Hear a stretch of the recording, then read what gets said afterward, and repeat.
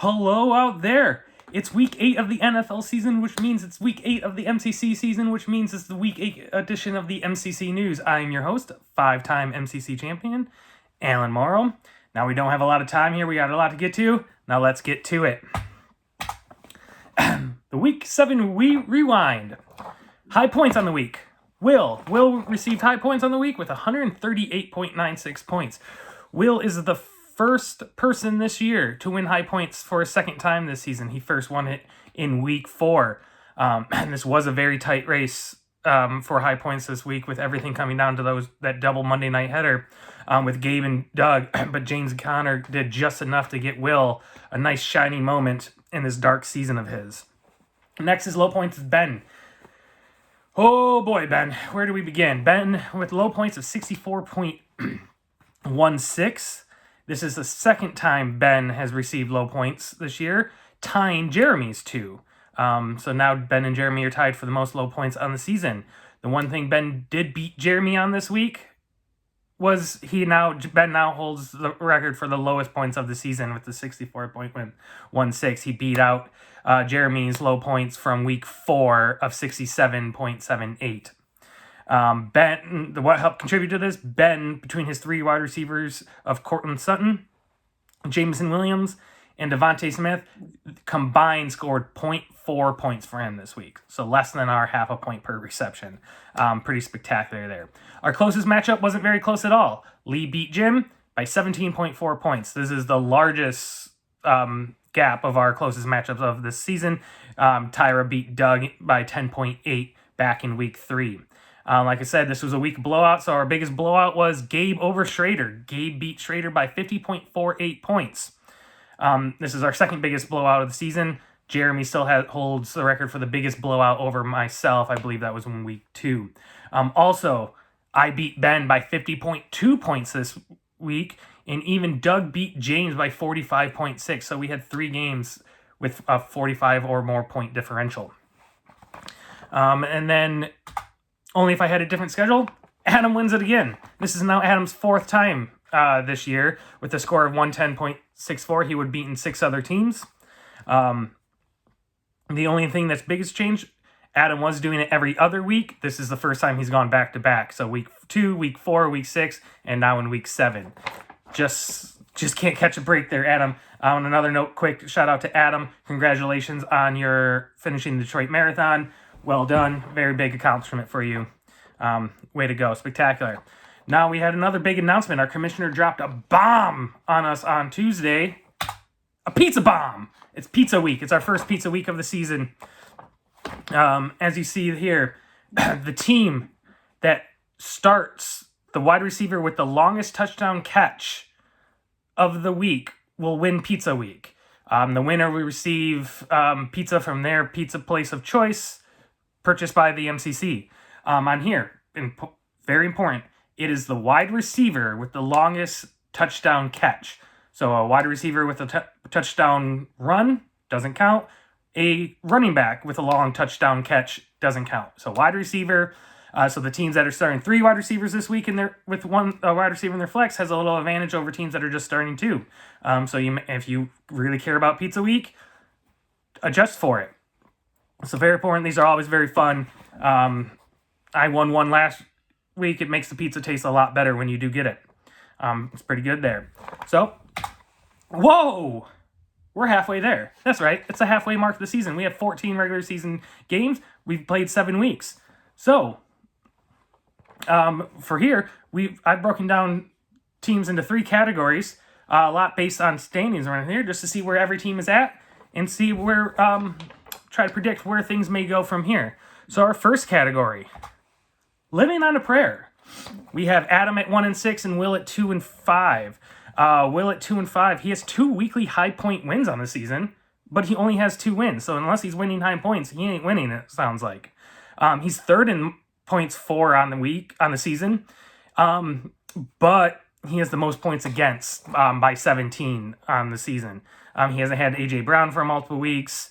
It's just not looking great for him this year. Perhaps our commissioner can turn around. The next is Adam. Well, we kind of foreshadowed it a little earlier.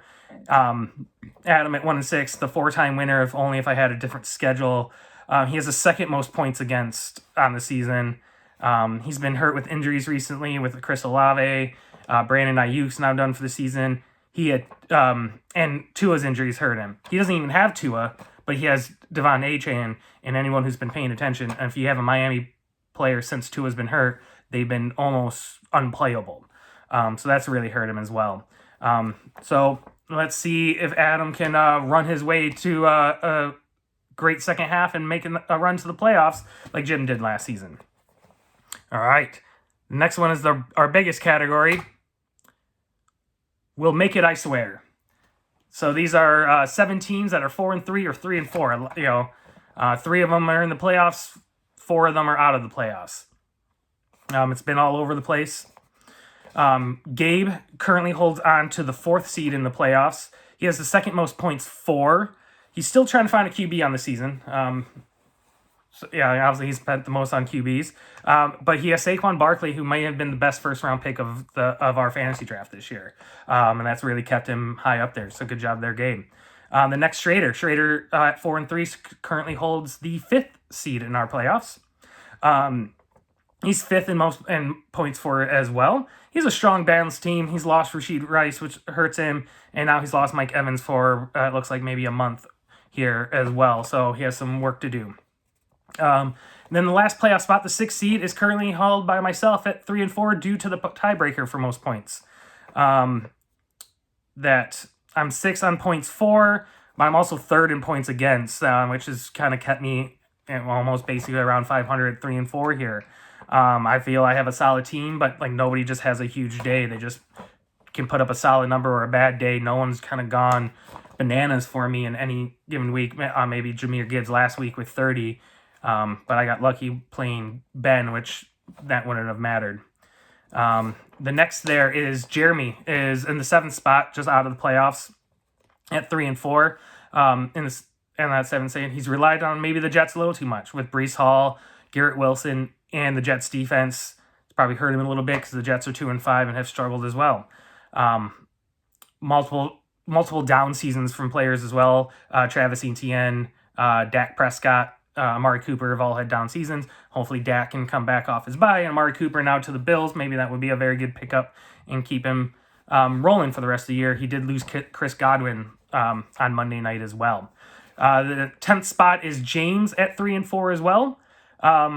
He's 10th in points for, so he doesn't score a lot.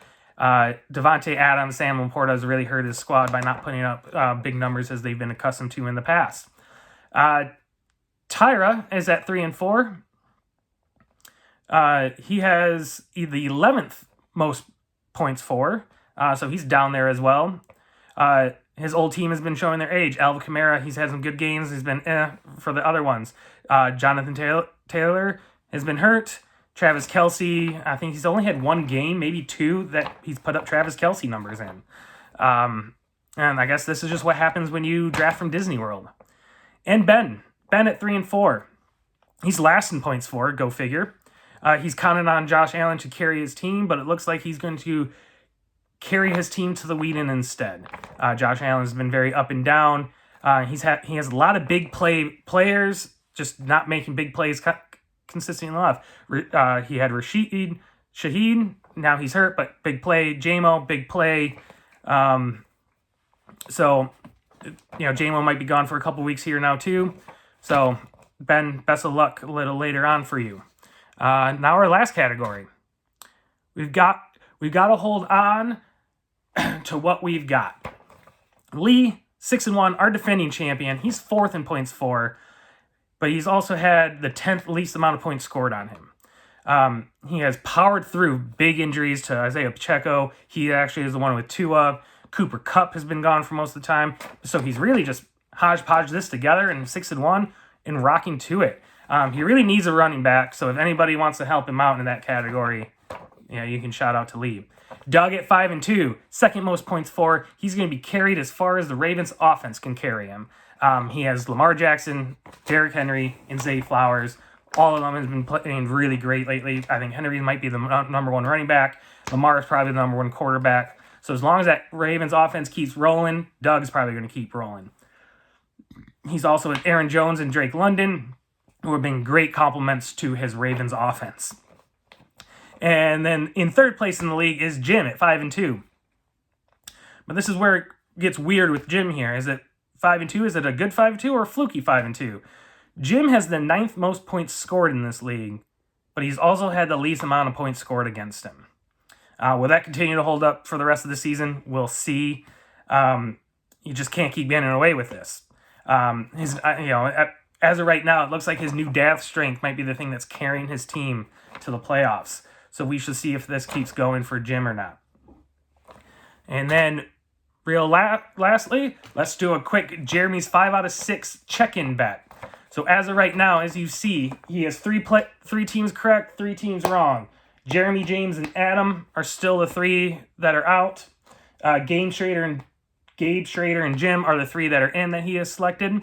As of right now, Lee, Doug, and myself are the 3 thorns in Jeremy's side to finally hit on this bet. Jeremy's currently 7th, James is currently 8th, Adam's currently 12th, so 7th and 8th. They have a chance to really, just with one win and a couple losses between either Gabe Schrader or myself, can vault them into the playoff picture. So he's not that far away from it. Halfway through the season, we'll probably check in again in a few weeks. But there you go. There you have it. And lastly here, Tyra's Fab Thoughts. Big waiver wire pickup. We had 12 new waiver ads yesterday and 2 more today. So we had 14 total this week, which is our highest weekly total so far this season. I think it beats the 12 from a previous week a couple weeks ago. A lot of bids, not a lot of high bids, but a lot of bids on players. We had 24 total bids on players this week, which beats the previous high of 17 from week 6. As you said, one of the biggest bids was $15 for DeAndre Hopkins that went to Jim. DeAndre Hopkins on waivers. Jim beat out 4 other bids. My $13 bid, Ben's $10 bid, Lee had an $8 bid, and Gabe, for some reason, bid $0, thinking he was smarter than everybody. The next highest was a $13 bid to Romeo Dobbs to Schrader. Beat out Ben's 11, Jim for 6, and Adam's $5. And I think Romeo Dobbs was a $0 pickup last week that was dropped, I think, by Jeremy. David Njoku got picked up again. I think this is 3rd different time being picked up. One for $0, last time for $5, now for $9. So if he gets dropped again, I guarantee you, place a $10 higher bid on him. That apparently seems to be working. But Ben nabbed another tight end, David Njoku. He dropped the $66 Fab Man, Isaiah Likely, for him. As I said, he beat out a $5 bid of myself to get him. The next bid was K. Dotton for $4. He had 4 different bids on him. Lee won this one.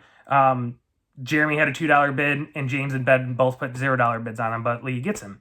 And lastly, because Mike Evans and Chris Godwin hurt, McMillan, the next Tampa Bay wide receiver next up, you would think, went for $7 to Ben.